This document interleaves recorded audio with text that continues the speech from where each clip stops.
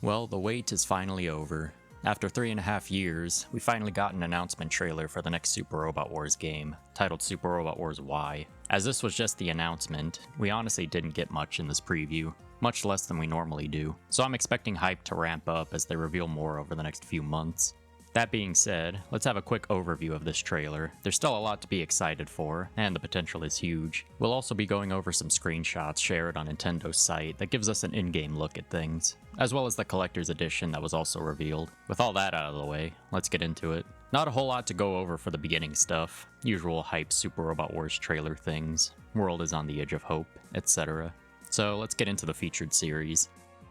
Combattler V is returning, whom featured in 30. Our Battler Dunbine is also back, and was last seen in Super Robot Wars T. G Gundam is here and always a welcome sight, and was also last seen in T. Majestic Prince again returning from 30, same with Code Geass, using the Resurrection movie again. Now onto the debut series, as sparse as it is for this PV at least. We finally have a Macross rep in the series again, with the Macross Delta movie. Getarobo Arc is our Geta rep for this game. Armageddon can finally take a break. And lastly, but definitely not surprisingly, the Witch from Mercury made it in. Only Season 1 apparently, but we'll see as more gets revealed. At the end they showed off the originals for the game, the Lunadrachi 1 and 2, designed by M. Ganzi, who also designed Fighter Roar, Compatible Kaiser, and Gunlian previously in the series. 3 original characters were also shown, Forte, Ichika, and Cross. They were designed by Wataru Watanabe, who also worked on characters in Super Robot Wars V and Cross Omega. At this point, I'll just break down my thoughts, my hopes, and my expectations for the game so far. I hope we get some stronger villains this time around. 30's felt a bit weak in my opinion. Daima from T was fine conceptually, but I'm more of an Ende enjoyer. Nevin Lena was cool too. The returning roster so far is fine. Combattler V is a solid old guard to bring back. Probably won't have much plot relevance again, but we did see him fighting Garuda in the trailer, so perhaps we'll get more this time around. Don't have much to say about Aura Battler Dunbine. They got a pretty good run in X and T, so I'm not expecting much from them in this game. G Gundam is always a favorite, and always seems to get a lot of love out of the animation team, and I can't wait for Master Asia shenanigans. Majestic Prince will be interesting to see again. They didn't specify any genetic awakening, so that might be a later upgrade thing for Red 5 Plus, rather as DLC or later update. Also, I've always thought about the Wolgaru teaming up with the Buff Clan from Idion, since they both occupy large parts of the universe, so that would be cool if Idion makes it in. And lastly, the Code Geass Resurrection movie again. All I'm really expecting is just the units this time around. 30 only had a few stages dedicated to it. I do, however, hope we actually get those frame coats. You know, those mobile armor-like platforms that the Gren and Lancelot had. I always thought it disappointing we didn't get them in 30. It would just be cool to have them as an optional part for deployment, like the Levitane's emergency booster that you can purge at any point, or the parts get destroyed when shot down and the regular units pop out. Really my only hope for some added flair for Code Geass this time around. For the new series, obviously Macross is the biggest win here, even if we are only getting the Macross Delta movie. Since the game is getting a global release, at least for now, the clutches of the dreaded Harmony Gold isn't holding the series hostage for Super Robot Wars games. I'm hoping for another entry to go along with it, like Macross 7 or Plus. Those are my personal favorites. Maybe we'll see Frontier thrown in, who knows. Getarobo Arc is very much a welcome sight. Armageddon can finally take a break. Super Robot Wars has been using Armageddon for well over a decade now, and it'll be nice to see the game actually use some original Getarobo story for once. I'm interested in seeing how they'll deal with the ending, since the manga was never able to finish, may Ken Ishikawa rest in peace, and the anime left it open-ended. It was never shown or said what Getter Saint Dragon's appearance meant, or what its goal was. Either way, it was a warning and a revelation. Perhaps that human evolution via Getter rays has reached a critical turning point in the story, with a new era beginning, or maybe an old run returning, but that's all just theory.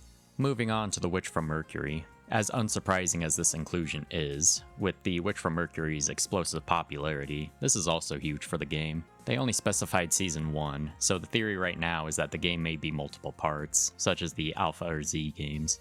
Ending the Witch from Mercury story arc with a splat would be a decent segue into the next game. Another Gundam series I would like to see, to kind of juxtapose it, would be Iron-Blooded Orphans. The early and whimsical academic setting of Witch from Mercury will be a stark contrast to the war-torn boys in IBO, so that would be interesting. And of course, if 0080 War in the Pocket gets in, well, I don't think I'll be hearing the end of my magnum opus meme anytime soon. Lastly, we got the originals, the Lunadrachi 1 and 2. As stated earlier, they were designed by M. Ganzi, who previously designed compatible Kaiser and Gunleon, though they're a bit smaller in comparison, being medium. After the announcement trailer dropped, Nintendo released an article on their website giving some in-game screenshots of the map and upgrade screens. Not a whole lot to go off of. The UIs across the board are pretty simple in comparison to previous games. The upgrades seem pretty standard: health, energy, armor, sight, mobility, and weapon upgrades. Notably, there's a unit rank on the top left, in this case showing a G. I wonder how this rank plays into the unit upgrades. Perhaps it goes up to A or S as you upgrade it, giving it a rank based on how upgraded it is. As for the map, there is a spirit list that has a handful of spirits that weren't in 30.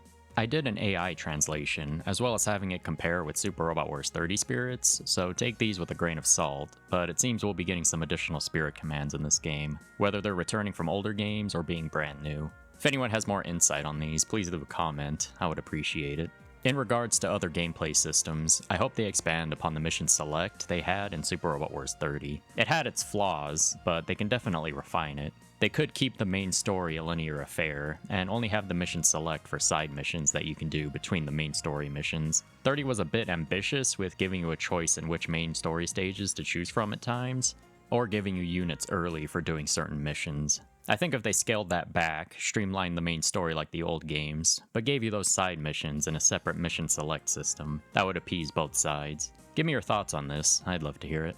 Moving on, we'll be getting a collector's edition, of course. It'll come with the base game, soundtrack, a Robot Spirits figure of the Lunadrachi, acrylic stands of the main characters, and all of the digital edition and pre-order contents. Various shops will have it, including Bandai Namco's store, so check around for availability. Since I have no chill with buying up Super Robot Wars stuff nowadays, I'll definitely be grabbing it. The game is releasing on the PS5, Switch, and Steam.